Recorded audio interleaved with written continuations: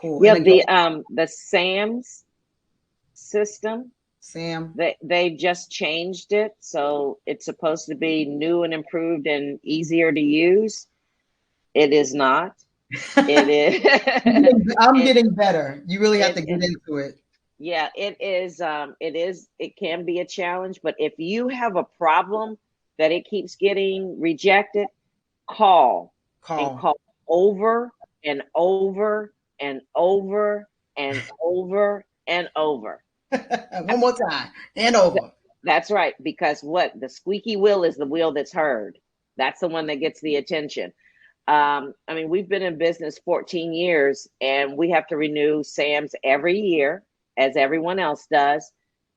But it's tricky, if Yeah. you make a mistake, it's hard to go back and fix it without it locking you out and telling you that there's a problem or whatever. So you have to just be a nag. Yeah.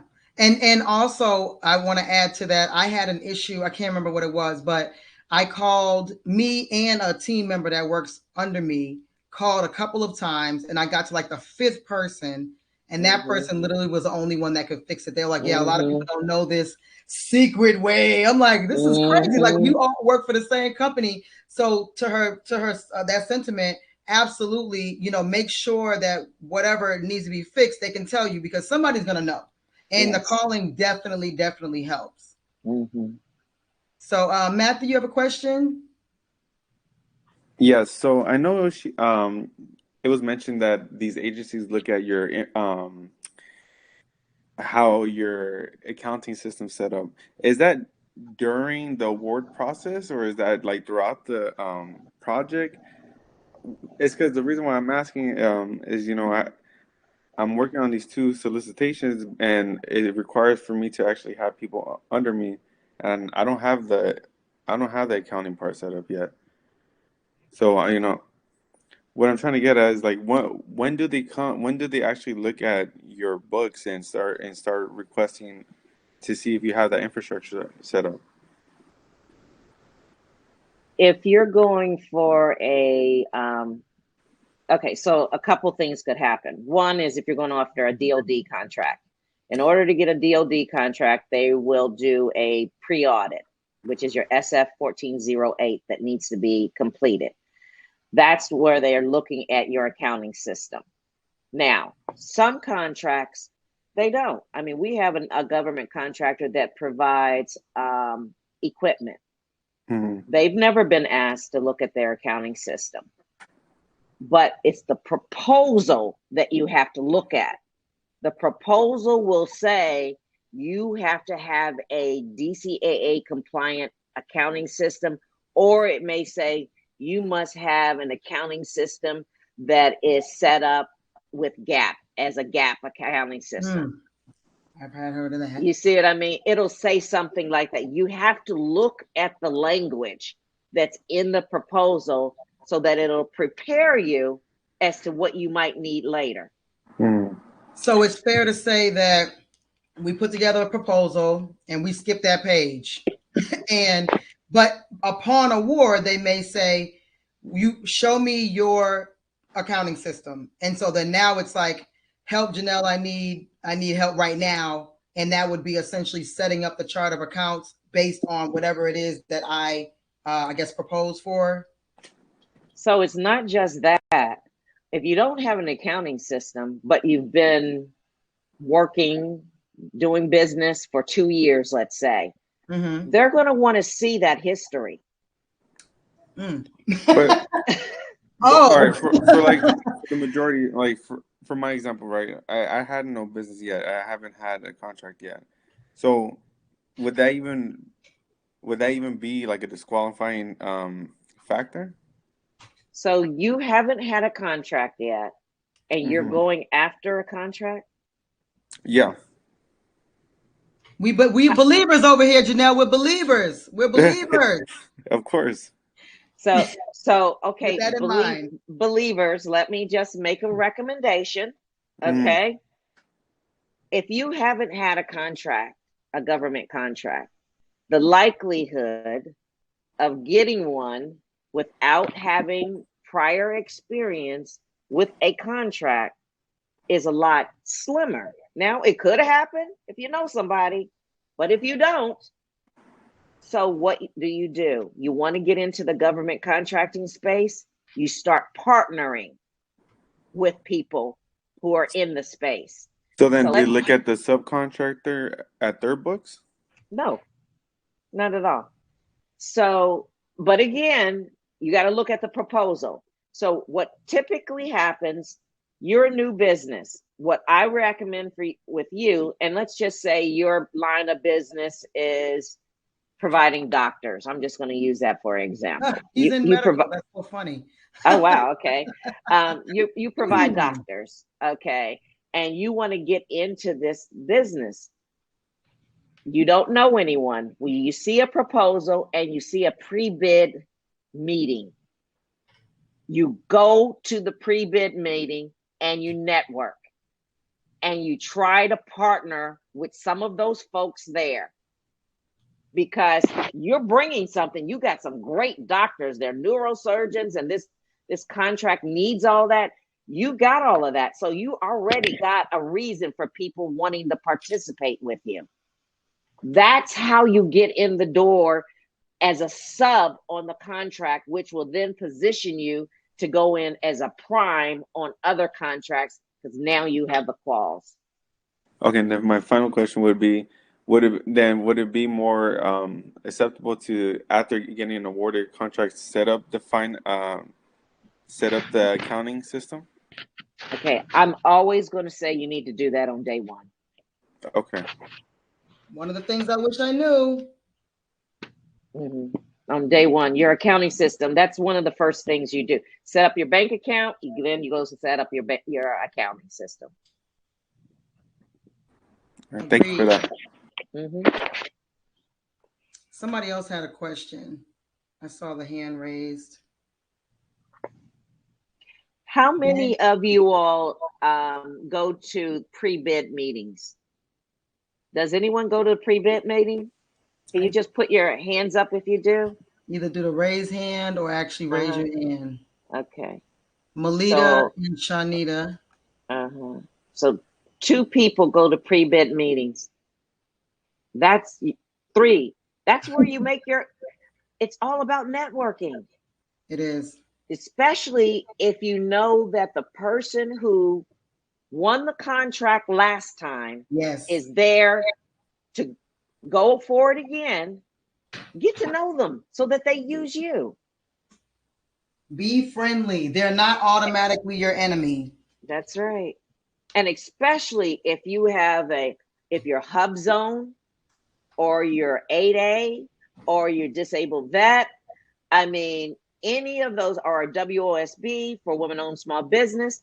If you have any of those designations, you got value. You're bringing the cards. That's right. So you go to the pre-bid meeting with your credentials that you have, and you start networking. And you don't have to just network with one person, one company. You can bid with 3, 4 companies, unless there's a MOU, memorandum of understanding, that says that you won't compete with another company. Yes.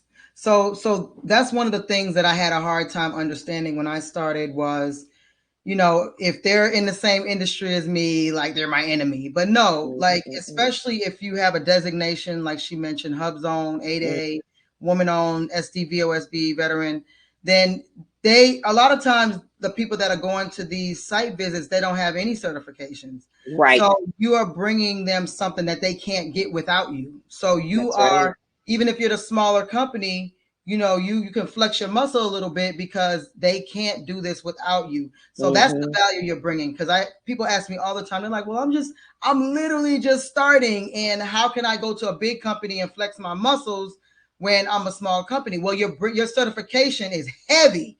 It's like an Oscar award. Okay. That's right. So you bring that, and then especially if you are going to really want to execute, I know I shouldn't even have to say that, but you really want to execute this contract, then you will be just fine approaching a larger company or a company that you feel like is superior in the industry with your certification. And of course, if you're a Black female veteran, you know, you can't see them a veteran, you can see them a Black female. Sometimes they'll come up to you and say, "Oh, are you certified? Are you, you know, that type of thing." So you really go to those site visits and make friends. And they might even be your sub where it's a smaller company than you. You say you won one contract and you go to the site visit and someone hasn't won any, but they've been doing, you know, this job, this thing for a long time, then you can use them as your sub. Give them the opportunity. And sometimes that role will reverse where you guys become best business friends forever. You just never really know. Site visits are very, very important. I'm glad you brought that up. For sure. Okay, so Garcia, do you have any questions? Daniel, Melita, is it Alexi? Okay, learning mode. Go to the next one.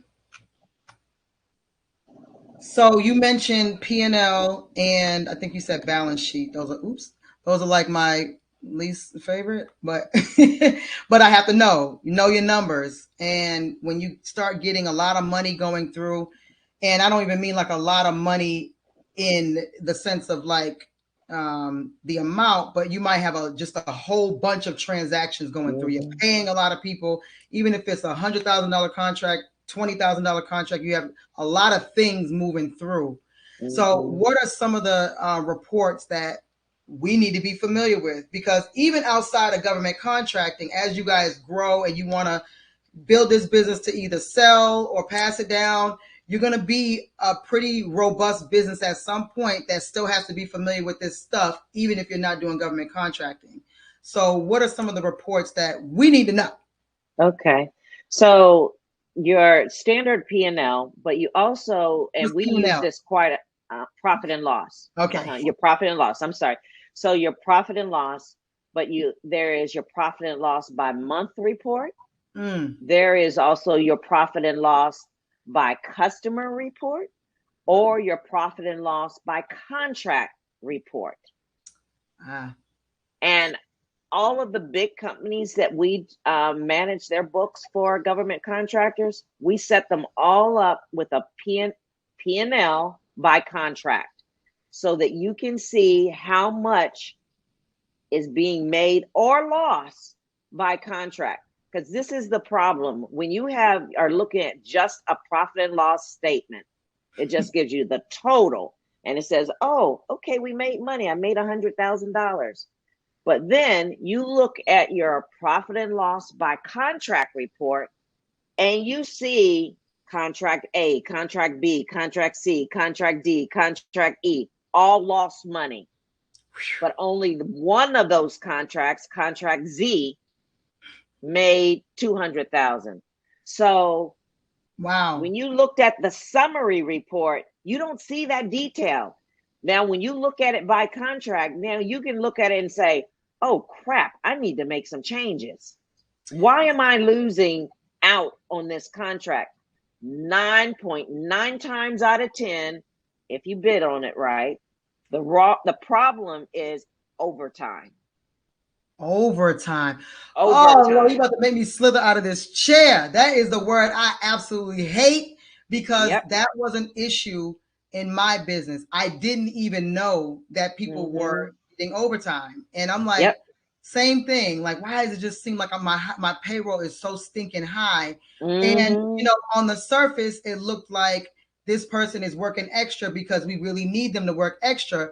But now by law, you have to pay them overtime wages because this person is working at multiple sites because they're the best. And you're not even thinking that their actual hours are going over, I guess, the legal limit, for lack of a better phrase.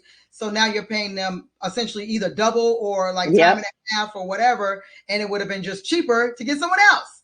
That's right. So, that just made my head hurt.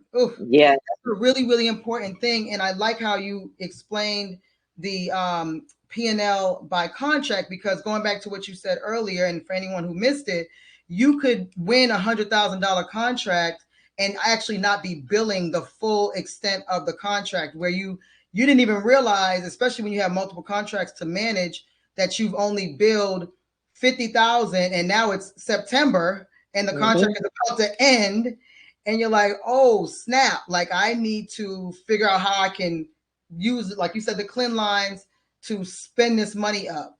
But now you're under duress. That's right. So you're trying to figure out how to get this money, because in your mind you just want $100,000 contract, but you never even got $100,000. So that profit is imaginary at this point.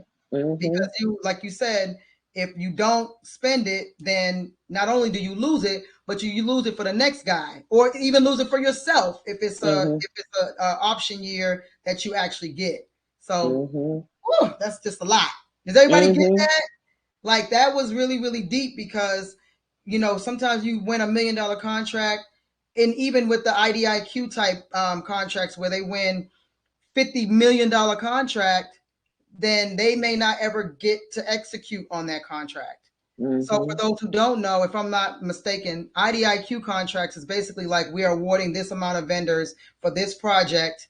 And that's another thing to look at when you're working with people, because they may say, I want a $50 million contract, but they may not have executed $1 out of that contract. So it briefs well, it presents well, but they may have never actually done that thing. So there's IDIQ type contracts on the federal and the local side. So, you know, that's another thing when meeting people, doing your due diligence.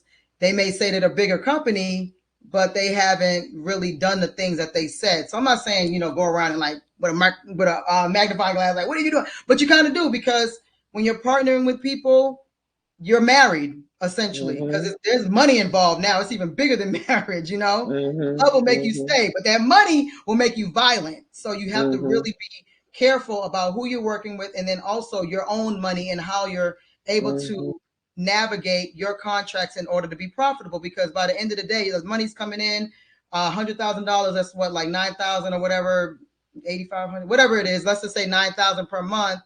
And you're just spending it as if you have the profit, but you didn't essentially map it out to where it was actually $100,000 for that year. Okay, so yeah. Any questions? I mean, those were all great points too, Sheena. Absolutely. You use your accounting reports, your financial reports, to manage your company, help you make your decisions, because you can have that profit and loss report by contract, and you're looking and you say, hold it, I've spent $30,000 in expenses and I haven't invoiced anything. That's what you'll see. So using your reports will tell you, okay, I need to focus on this. Now, the other report, there are two others: your accounts receivable report for your billings each month.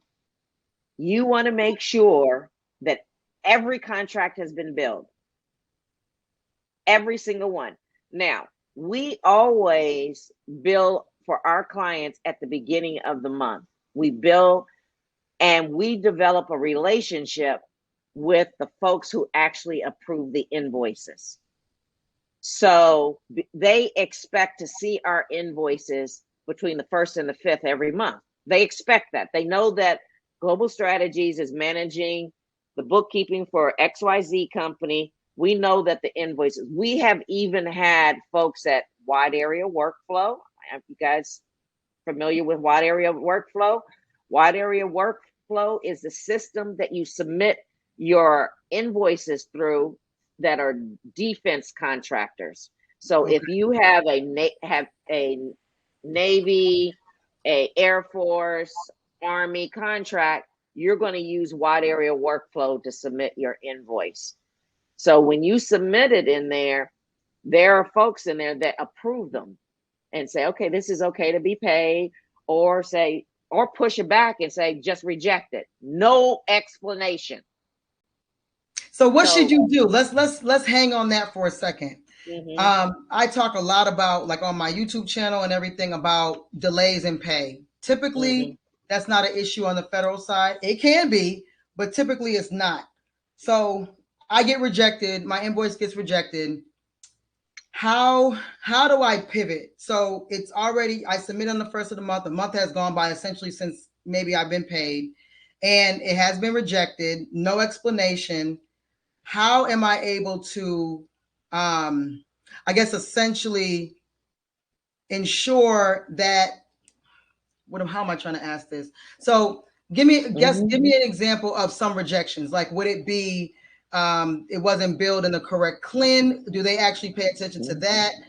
Yes. The wrong address, the wrong Yes. our name, maybe the contract number not on there, all of that. So anything, all of that. Has anyone on the call invoiced for any contract, whether it's federal, corporate, commercial, federal? Anyone actually submitted an invoice? Everybody a newbie? Everybody. So that's really important for you to pay attention to, because my first invoice that I submitted, Daniel? Yes. You newbie. have? No, I haven't. No problem. It's all love here.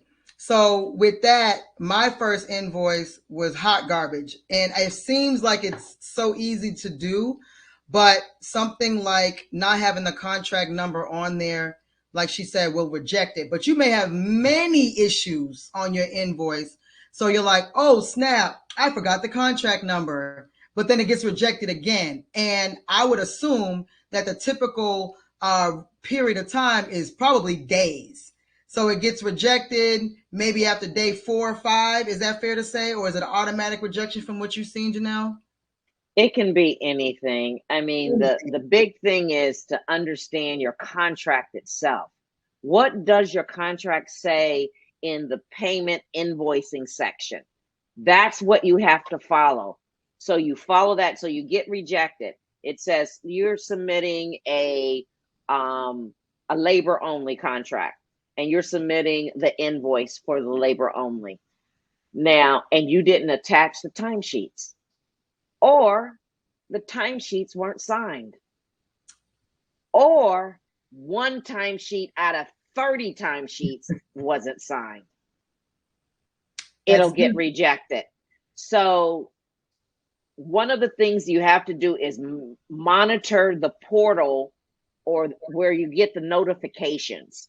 They either will send it to your email or it might be in the portal. But on the contract, it'll say who the email address and phone number of the person who actually approves the invoices. Make that person your best friend. Exactly. You email them, or they may not have that person in there, but they may have the contracting officer. So one thing, as business owners, you need to give permission to your bookkeeper to call on your behalf. Do not let them call without you knowing that they're calling, because you don't want somebody to say something that is misconstrued, and they go back to another contracting officer and it's a stink. So just the FYI on that, if you're going to have somebody call that contracting officer who has the power of taking your contract away, you need to be very confident that they know how to communicate to them. So that's just a little sidebar. But the point that I'm trying to make is that you have to submit and prepare invoices based on what the contract says. This is really important. Now, you'll get a contract and you set up your invoicing to mirror what the contract says. But guess what? The government has changed where it goes, who it needs to go to, what else needs to happen. This typically happens when there's a turnover in contracting officers. They're being moved around to a different department or something. So now the new person wants something different. I have had an invoice where they told me the writing was too small. Can I make it bigger? And that was a federal contract. And I was like, say what now? And this is after day 20. You know what I mean? Like, I've submitted it on the 1st, on the 20th. Now they're like, can you make the lettering bigger? And asked me, why did I code my invoices like that? I do a year dash number. And so They were like, you sure you want to do your invoices like that? What? So those types of things Janelle's saying is real, but it gets even deeper because this is still a people business. And mind you, you spent for example, your last monies getting this contract prepared. And you you did the work, like, ooh, okay, finally, we made it. I'm going to submit it on the 1st. Should get paid around the 10th, the 15th. But you didn't even know it was rejected because y'all don't even check your emails. I'm just going to be real. I'm going to be real greasy because you know how I am. And you don't even check your email, so you don't even know it was rejected. So you're thinking you're going to get paid on the 15th. You haven't checked your email. It was rejected on the 8th. And now when you go to correct it, that clock starts all over again. It can very well, because it's based on submitting a correct invoice. Correct. So even if you correct that, oh, I forgot the contract number, and you're in haste, now you're under duress. So you resubmit it without even contacting whoever that person is to just make sure, is there anything else you saw on this invoice that was incorrect? And you go to resubmit it and get rejected again. Now you're like, oh my goodness, I still have to pay the people that are doing this job, and I don't even have the invoice for last month. So forget this month. I'm trying to get now it's like you're a team of one on your admin team. It's just you doing all this, and you still have to try to keep the money coming in. Like you still have to keep your employees happy. You still have to do all these things. So what she's saying, it may seem like it's a piece of it, but it's probably the biggest piece. This is your money. This is your money. How you can get to the next step. That's right. So I just wanted to bring that in there. And of course, we know in the local level that pay delay can be really, really real. So making that person on that solicitation, that award, whoever, like communicating with them before you even start. Hey, is this the right person that I need to be communicating with? I've had contracts where it had 2 separate invoicing processes. One that is totally like a REBA, not even related to state contracting. It's more on the corporate side. But they're like, oh no, all you gotta do is send an email to me. Well, thank goodness I asked, because I would have been going through this whole portal of trying to figure out how to submit this invoice. So that's super, super, super important. And if you don't have a system already set up and you're trying to end, when are you going to set it up? Because you're bidding on contracts. So because once you get awarded, it's go time. Now you're in a different, whole different mindset. That's just super real. And keep in mind that when your invoice is delayed, your payment is delayed, but your people still got to be paid. And so guess who the last person to get paid is? That's right. You. So if you have bills, that's irrelevant. That kid's college fund is getting drained. Honestly, like if you're not able to get paid, you have a pay delay. You have to. That should be your top priority. Is making sure that invoice is correct, making sure your people are paid. You're probably going to be the last one to get paid, unfortunately, and keeping the business going, because you can't really even spend until you know what the money flow is like, because you don't ever want to miss payroll. That's like the highest anxiety of anything in business is literally not making payroll. So now the other document that when you have multiple contracts, and this is what financial institutes will ask for, it's called a backlog report or a waterfall report. Those terms are used synonymously. So the backlog report, what it does is it's set up by your contracts on one side, and then every year for the next 7 years or so, the amount that could be, if you used all of the dollars that were allocated on the contract, is in each column of the contract.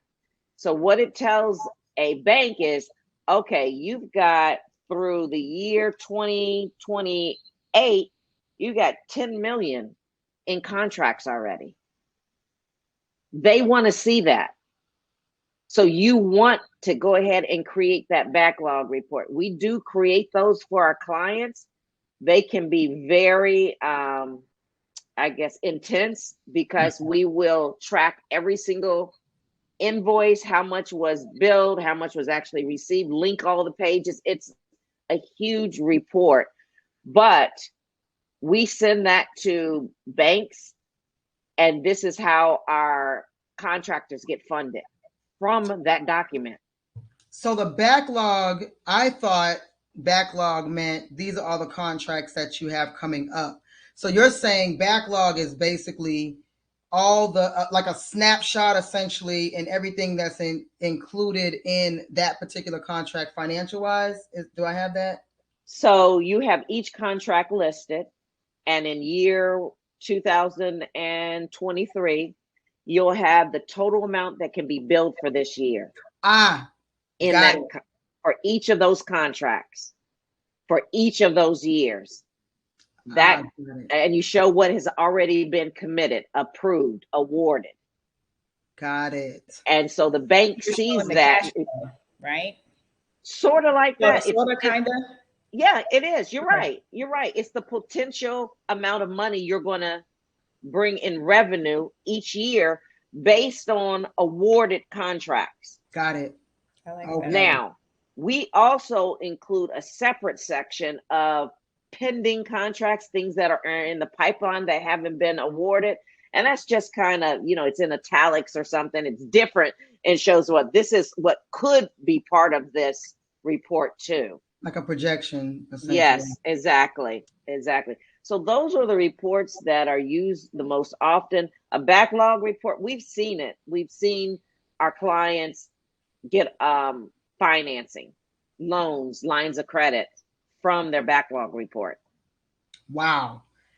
That's really inspiring. I mean, because that's basically saying that's ghost money. We don't even have it yet, but the bank is like, okay, even the fact that you have the report is letting them know that you are managing at least future finances appropriately. That's right.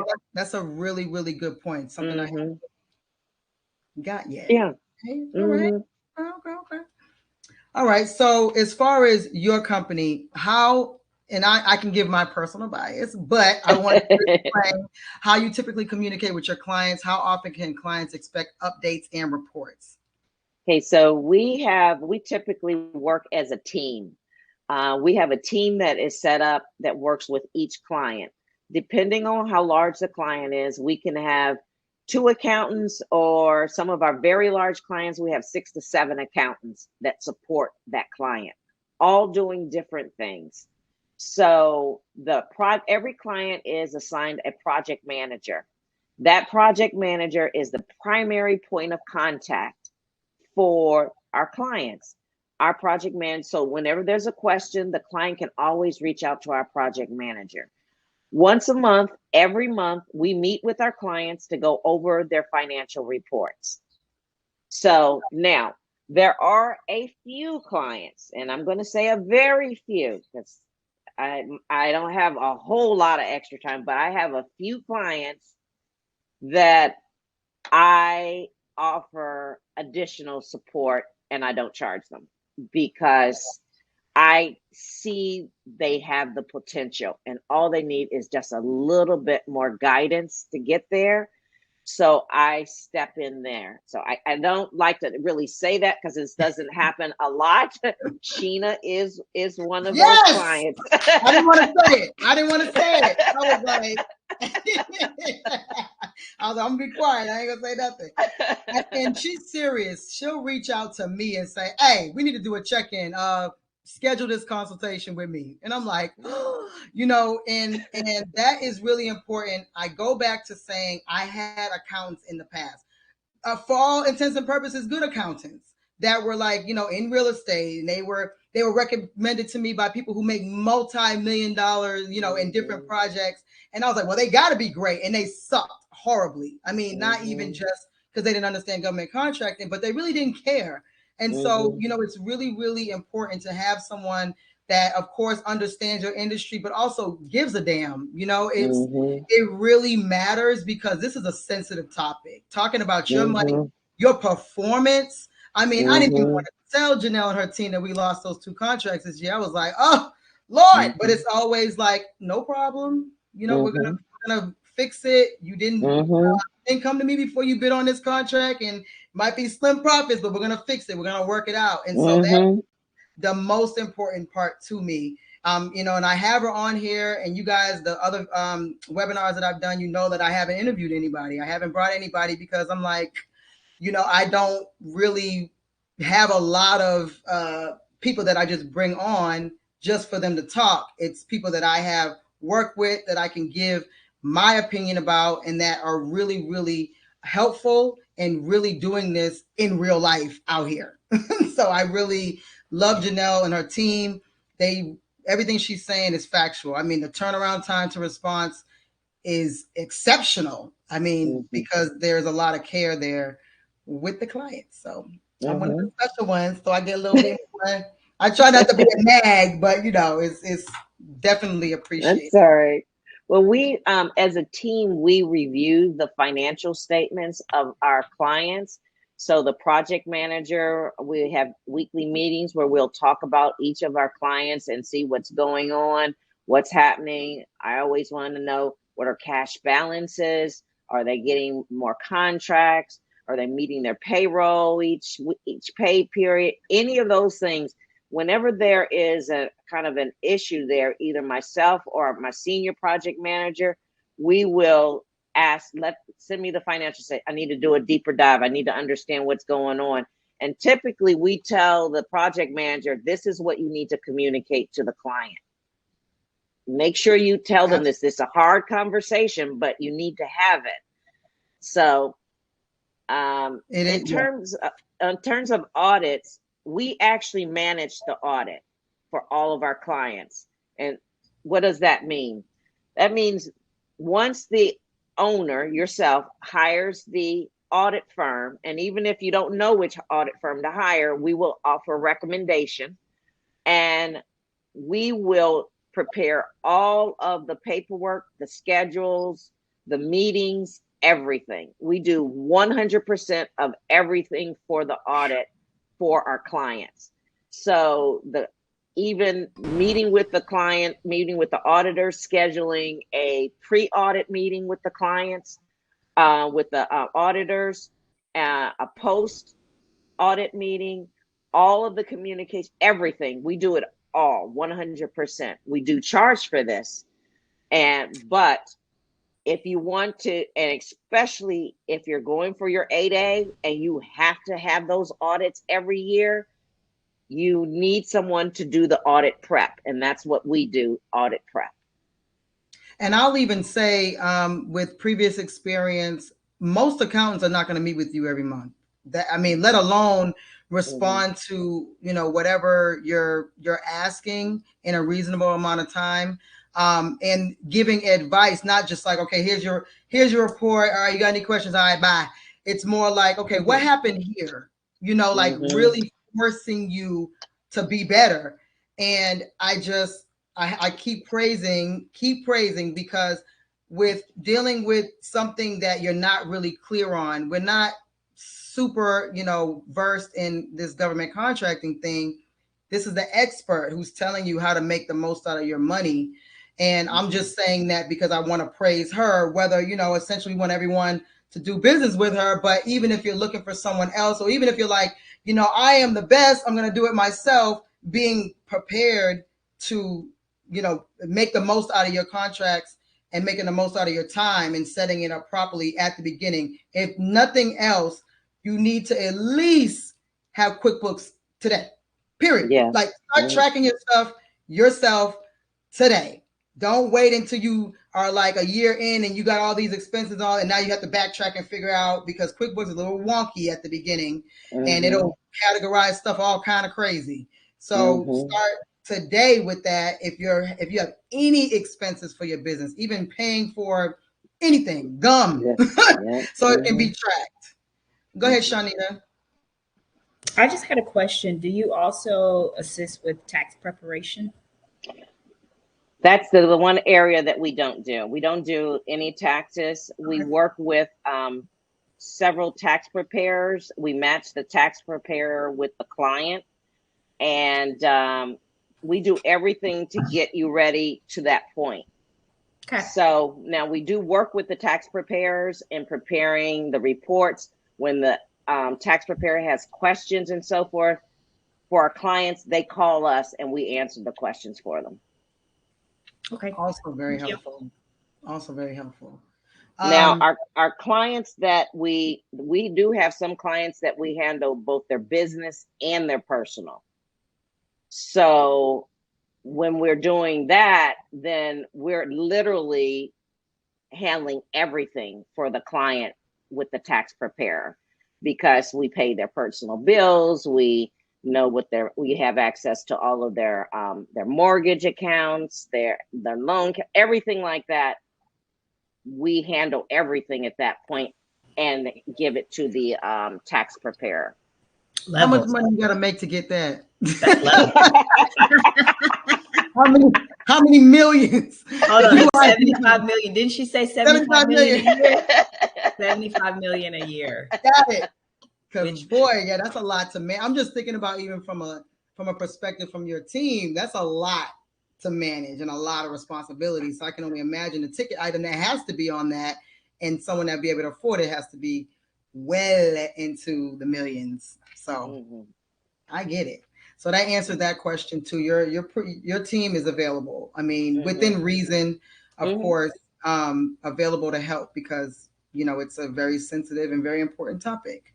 Oh, that's it. All right. So I'm gonna put Janelle's contact info in the chat, and I just saw the chat. My bad, y'all. The only thing, everyone is very appreciative of everything that you have to say, Janelle.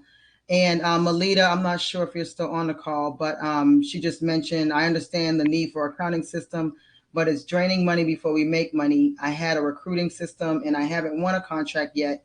And it was a monthly expense out, and I'm waiting. So just like I said, even if it's just getting QuickBooks, the cheapest version, in order to track your weekly gum purchase, just do that to start with. Or even start with a spreadsheet, but track it some kind of way, your expenses and any type of income that you're earning for your business. Because it doesn't always have to be the government contract, and you could get a side job related to what you're doing, and then you still need to track that income. Because trust me, after a while, after years, and after a lot of contracts, you're going to forget some of that stuff. There's plenty of stuff that is uncategorized revenue, and one of the accountants on Janelle's team, like, this is $1,200. I'm like, I have no idea what that is. Now I'm at that point now where $1,200 could have been spent on anything. And unfortunately, I'm mad at myself that I don't know what it is, but it becomes like there's so much going in and out that you really need to get in the habit of tracking your stuff. I mean, you can use Excel to track your information. I understand about not, incurring additional expenses. You can use Excel to just track every time you spend something, it goes on the spreadsheet. Every time money comes in, it goes on the spreadsheet. Just segregate your information by month. So each worksheet tab needs to be a month with the information. So you'll have the description of the expense. You'll have the vendor name, the amount, where the money came from to pay it. This is so important. She's giving y'all a free game right now. I hope everyone is writing this down, because she's telling you how to do it the free way. So I don't want to hear no excuses. Don't ask this in the circle community. How do I do that? Okay, because she's telling you exactly what to do for free. We all have Excel or Google Sheets. Okay. Yeah, you just do it on there, and then you make sure you have the date, where the funds came from that you used to spend it. So if it came from your Aunt Susie's account, she loaned it to you, that's considered a loan. You see what I'm saying? Money that you got to pay back, or Aunt Susie donated the money and paid for that for you. That goes on the books a different way. What tends to happen when people don't put all their stuff together, don't document it, they end up having a higher tax liability, meaning they pay more in taxes. Because you're giving the government money. You want, like, you're giving away the money that we all complain about giving away. Right. Literally. You're absolutely right, because you're not capturing everything. A loan is not income. So now you don't remember what that $5,000 was for. Oh, maybe I don't know what it was for. So now it's on your books as income and you're Guilty. taxed on it. But it was actually a loan from Aunt Susie, Yep. which is Yes. not taxable. So And put again, it in Excel. put it in Excel. And again, going back to say you're like, I don't care what Sheena or Janelle talking about. I'm gonna wait until I win this $1 million contract. And then you're like, oh, wait a minute. Now I have to go back 2 years to do this thing to capture because I had some money coming in and out a little bit, but now I'm at a higher bracket. So now I'm ready to get my accounting system. And now you have to, under duress, pay someone, anyone, to go back years on your books. That is a very, very high price. I'm telling you from experience. Mm-hmm. So get we the track. have clients, this is a common occurrence. They will reach out to us and say, oh, no, we can't afford that. No, we don't want that. We don't want that done. We don't want the cleanup done. I said, okay, are you sure? They said, yep, we don't want it. We can't afford it. We come back maybe 6 months later. Just there's a contract that they look like they're going to win. The agency reached out to them and said, listen, we think we're gonna offer you this contract, but you make sure you have all your stuff together, your books there, because we want to make sure you have your accounting and stuff. So then they come to us. Now it's a rush. Not only are they paying the fee for us to do the cleanup, now they're paying the rush fee too. Woo. Whereas Yes. when I said before, we had a client who came to us, wanted us to do the books, didn't, said, nah, you're too much. I don't want it done. Came back to us 2 years later. I'm buying a house. I got to have financial statements. I said, you know, this is going to cost you money, right? I told you to come back. Now, if you think that you can just get everything set up, that's not how it works. You say you've been in business since 2010, let's say, and you don't have any books at all. Well, they're going to want to see your financial reports and to see that all that data from 2010 is in there. Ooh. You said you had the past performance and you've been doing this. Show us. That's all they're going to care about. That's right. Show us. Gracious. Okay, so we got any other questions? Because we're running down to 4 minutes, and I want to make sure I show appreciation to Janelle. So any questions? No, not for me. Thank you for the information. I was going to say, I do have one other question. Is there anything else that you see as a biggest mistake that you did not cover for tonight? Or is there a tip, I guess, that you want to do that you didn't already cover? Well, the biggest ones that I mentioned, one, you got to have an accounting system. But two, don't commingle funds. And three, don't have 10 bank accounts. Okay. Maximum 2. Those are the problems I see all the time. Every day, I'm sure. Those are the major problems. If you do that, you keep the bank accounts down, you know, you'll do well. I mean, your fees won't be high.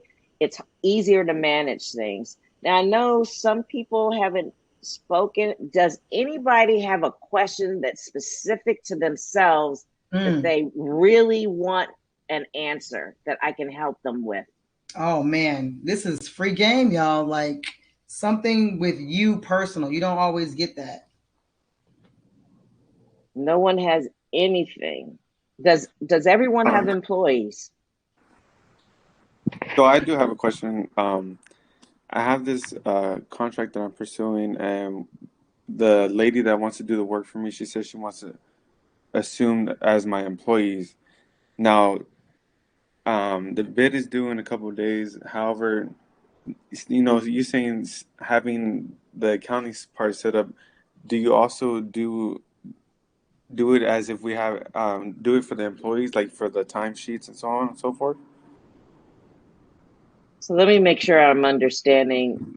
Your you're going after a contract. You have someone who wants to come on board as an employee to do the contract. Is that Yes. correct? Yes, Okay. her and two other people. Okay. So often people will bid on contracts and the folks aren't hired yet. And that's fine. You typically include their resumes and you know that these people are committed to start when the contract is signed. Is that your question or answer that you're looking for? I'm just I think trying to make sure I understand. my question is more focused on setting up the accounting for them. Well, would that also be something I need to do when it comes to having my accounting system set up? So I always say have your accounting system in place anyways. You should be doing that right now regardless. Mm-hmm. But if you don't have any employees yet, you're going to have an employee for this contract, then you need to have a timekeeping system set up and a payroll system. But you can do that once you are sure you're going to have the contract. Okay. Okay. So let me just make sure everyone understands about timekeeping. Department of Labor will come in and look at your records if they get a single complaint that says you didn't pay them right. So that means all those people who aren't punching in, you're now going to be fined for that because they're going to do a desk audit. That's when they come in and look at your reports to make sure that everybody is punching in, punching out, or signing their timesheets. Or that there are timesheets. Do not get caught up in a DOL audit. They do come out. And all it takes is one person complaining that they weren't paid right. And I want to harp on that because when I first started, before I hired employees and I was only using subs, I went to a conference and the gentleman on the panel was saying that it's not about if you get sued, it's when. And so that kind of hurt my feelings because I'm like, I'm a good person. Who's going to sue me? Mm-hmm. Employees are in a heartbeat. Yes. They are vicious. And anything that happens, you might think, oh, this person wouldn't do this. I've been treating them well. Anything can change that. And so all they have to do is complain about anything. If you text them outside of hours, that's getting more into HR. But like if you text them outside of their work hours, you had them do something that's not written in your policy, anything, you can be complained. It doesn't have to be legit. But now the agency has an obligation to see the legitimacy of it. Mm-hmm. So always make sure you're on your P's and Q's too. And this is even outside of the accounting system. This is just you as a business. You got to think like a big business because essentially if you get $1 million contract, you in the big leagues now. Mm-hmm. So that mental preparation. I see Alexi has a question about the best practices for hiring employees and contractors, a mix of W-2 and 1099. That's fine. I mean, that mix is fine, having just W-2 or, you have to be careful with just 1099s, but your 1099 contractors, just make sure that they are working like under their business or, there's a lot. It can get tricky.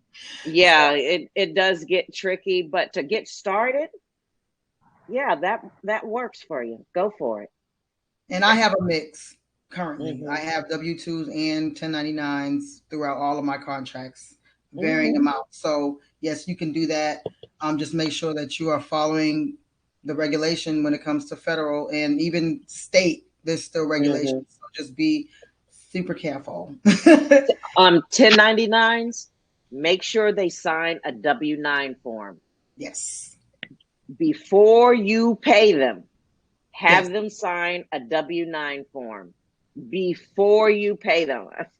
I'm going to tell you, people disappear when it comes time to file the tax returns or the 1099 forms that you want to issue in January. They will disappear. Yeah. And now you got to explain that. Why you don't have, and the last thing you want is IRS looking at you. Yes. And a lot of times people don't want to report their income. Right. And So that's why they disappear. So you get around that problem by having them complete that form before you pay them a dime. yes, that's automatic. That's a part of our onboarding packet. If you come and work with us, that's a part of our subcontractor packet. You got to sign this doggone document and all these other documents, because it gets real sticky when it comes to the money.